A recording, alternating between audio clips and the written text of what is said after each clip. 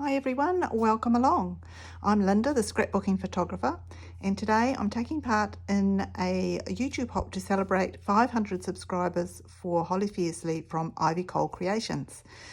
She has also developed a sketch this month for 30 Days of Sketches with Christy's Beautiful Life, so we're going to use that sketch, which is here. As you can see, it uses half a dozen 2x2 photos, which I have made. I don't usually use 2x2 photos, but they work quite nicely in a 4x6 when you use the Project Life app. I've got 5 and I'm going to play with the 6 square, and my 4x4 photo will be this one. So it's basically documenting our Christmas Eve from last year. So the first thing I'm going to do is work on these circles. So I want to get these circles done first. They will be the embellishments, and then it's just a matter of putting the page together. So stick with me and we'll see how we go. With this being a Christmas layout page, or the beginning of our Christmas pages, I'm using Pine, Sage and Scarlet from Close to My Heart. And I've just stamped the ink pads directly onto this all-purpose mat, which is a great surface to do any mixed media on. Then I've sprayed a little bit of water on top of them, just to water it down a little bit so that I can smush the circles over the top and pick up just a hot mess of different colours. I enjoy doing mixed media like this because there is no formula to follow, and everyone is going to be different, so you're making a unique pattern.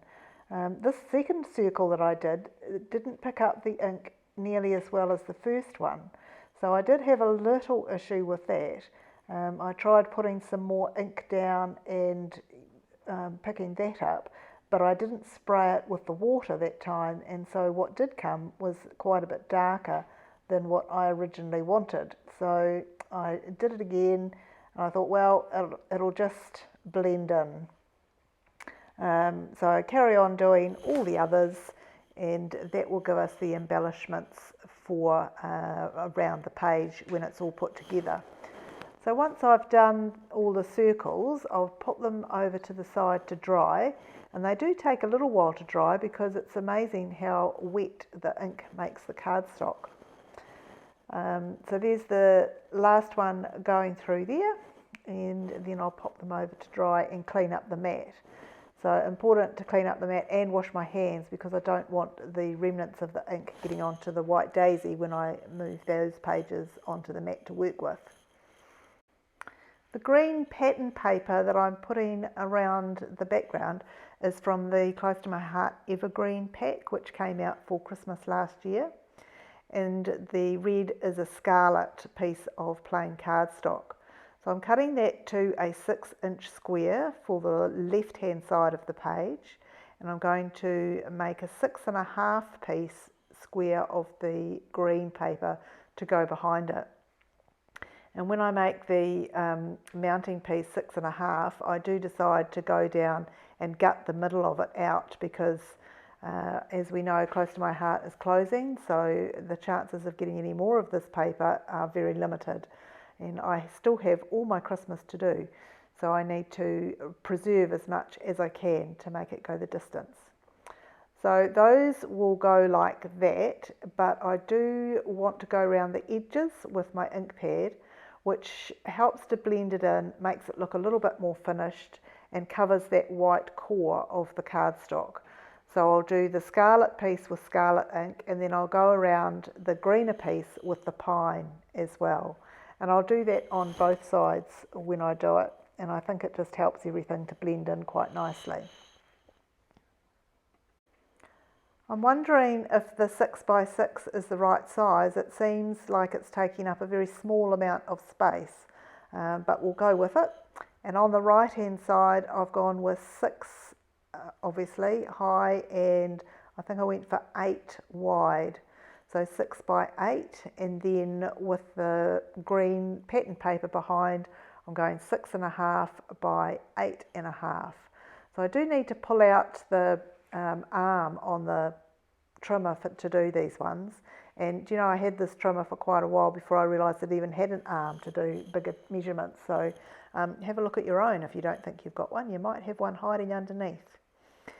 So I'll go around the outside after I've gutted this and use the ink pad, the pine on the green stock and the scarlet on the scarlet paper, and that will match on with the left hand side then. And they'll go like this when they're finished.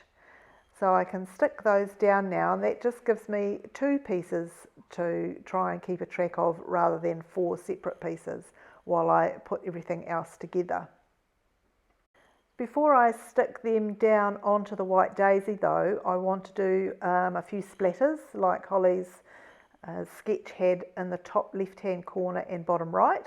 So I'll bring in my splatter box and doing the left hand side first with this Media Gloss spray, the gold one. I'll just use my long handle brush to tap it off the end after I've dipped it in, and that just gives a nice covering of small splatters up in the top left hand corner. I'll put that one to dry, bring in the right hand one and do the bottom right hand corner. It takes a few goes, this one, to get a good coverage, and I have a feeling that's going to be quite a blank space, so I want a good coverage of the splatters. So I'll put that one over to dry as well, and while they're drying I'll do the little strip that Holly has in her sketch. So it looks like she's got a painted strip going along the back, but I've decided to use another piece of pattern paper from the Evergreen pack, and it's striped, so I've made it even, so it's got a sage stripe at the top and the bottom, and I've made it 6 inches for each side, and I'll do the smallest at the top so it's getting heavier with the size of the picture as it goes down. So I've put that on, I'll be happy with that on the left and the right. So these circles are almost dry, and I'm using my Spectrum Noir gold pen just to do a little bit of faux stitching around the outside of them all. So you can see there in the close-up that it just brings a little bit of shine, but I'm not sure it's quite enough for what I want. I want to have a little bit of glitz and glimmer on there. So I'm going to use this gold polish that I've had for years, and it's a little bit thicker, I think, than it should be. I think it's set a little bit, so I have been using it as a kind of texture paste. So with this little stencil that's got stars on it, I'm just going over it with this gold paste, and it will just give me a few little shiny bits on top to go with the stitching around the outside of them, and also a little bit of gold that's here and there on the page as well.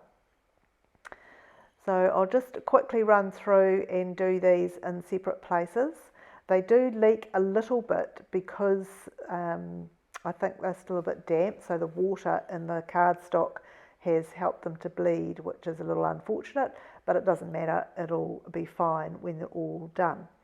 But I do decide to give them a little blow dry with my heat tool just to stop that bleeding going any further, and using the tweezers to hold them down so they don't all blow away and smudge across each other and make an even bigger mess. So the splatters are dry now, so I can come in and stick down that stripe piece and the other square ready for the photos. I'm just using the Versamat there to measure things so that I know where they go when I do the opposite page. And I'll also just pop the left-hand page on top just so that my eye's got something to double check to make sure that things are going to look right. And it's just as well I do, because when I come to put this piece down on the right-hand side, I bring the other one in and I'm about 1/4 of an inch off. So I figure that one out, and then I can put it in the right place. And now we've got the basic layout of the page together, I can start positioning the circles around there. So I'll bring them all in, and they are all completely dry now, so I don't have to worry about smudging anything. And then I'll just dry fit them around the outside. Now Holly had 3 groups in her, I think 3 groups in her layout, so I'm going to do the same. on the top right, and then on the top left above the little square piece, and then on the bottom left as well. So once I've dry fitted them and I'm happy with where they're going, I went away and stuck them down, and then I can start placing the photos. So as I say, I don't often use small photos, and to me, when I've put them down here, they look a little bit lost. So I'm not sure if I've got the measurements right or not, but in the end, I thought, oh, well, I need a square to put in for the 6 square because I don't have a photo for it. So I had this piece of paper which happened to be 2.5 inches by 2.5 inches. So I ended up putting it behind and thinking, oh, that looks quite cool. So I ended up making 6 little squares and one bigger one for the 4x4 photo. And I've gone round the edges with my ink pad again so that they all match in with everything else we've done. And then I can start sticking them down. So when I put them in here, I think that looks a lot better to my eye, and it just frames them a little more and brings them out within that scarlet background. And also with the one that hasn't got anything on it, it gives me somewhere to actually work with what I'm going to put there rather than just the bigger blank space. So I'm really happy with that. Then I'll do the right hand side with the 2 smaller ones and the one bigger one, and it's starting to take shape. I'm interested to see how other people interpret this sketch. It's a really good one, and I like the idea of the circles, and you could make them appropriate for any occasion really. So having said I don't often use 2x2 photos, it's probably a layout that I will use again in the future. So with the photos all in place, I then have this one vacant square to do, and with the evergreen pack we got these chipboard little cutout things, and so I'm using a scarlet one. It's got a curled edge so it looks a little bit like a postage stamp, and then the gold stripes on top, and that will hopefully just blend in with everything when I put a little bit more gold bling on at the end. Also on this red chipboard piece we got there's some words. It says all is bright, and that fits really well with this page because on Christmas Eve we are pretty chilled, and it is all bright because all the hard work's been done. We've got all the food prep done for the next day, we've got the present shopping done for the next day, we've done all our social engagements, and we can just sit back and relax and look forward to a great day ahead.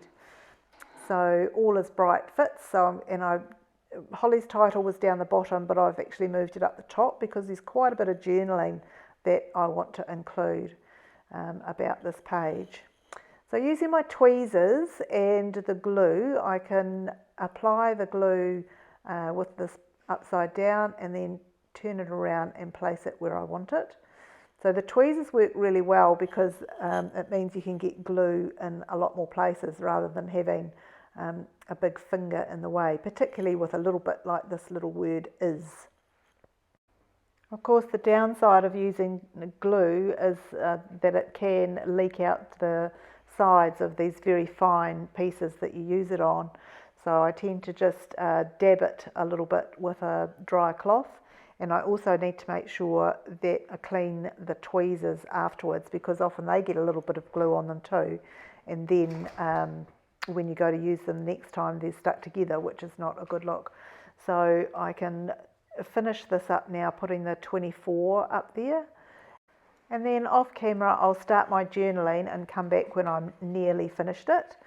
As I say, there was quite a few little bits I wanted to write here about the traditions of the stockings and the different foods that we like to eat, and the fact that it was lovely to have both our boys here on Christmas Eve last year. So once the journaling's all finished, I realised that I haven't stuck down my little postage stamp and the gold trim that goes on top. So I rectified that with a little bit of tape runner. And because of that little piece of gold that goes on top, I really want to bring in a little bit more gold bling to match in with it. And the same piece of card that came off has quite a few different little stars. So I will pop 3 of them up around the All is Bright title, and then I'll pop another 3 down on the left hand side above the journaling, and that'll give me a nice line of 3 from the left to the centre and up to the right. So I think that balances it quite nicely. But the space down on the left is quite big, so I'll add in a few of the red ones as well. And again, that brings in a third area of the red scarlet, and I think it balances it quite well. And that will complete this page. I have really enjoyed putting it together, and congratulations again to Holly for reaching her 500 subscribers to her YouTube channel. I hope you all have a try of the sketch. It's really easy to put together and it looks quite effective, I think. Happy crafting, everybody, and thanks so much for watching.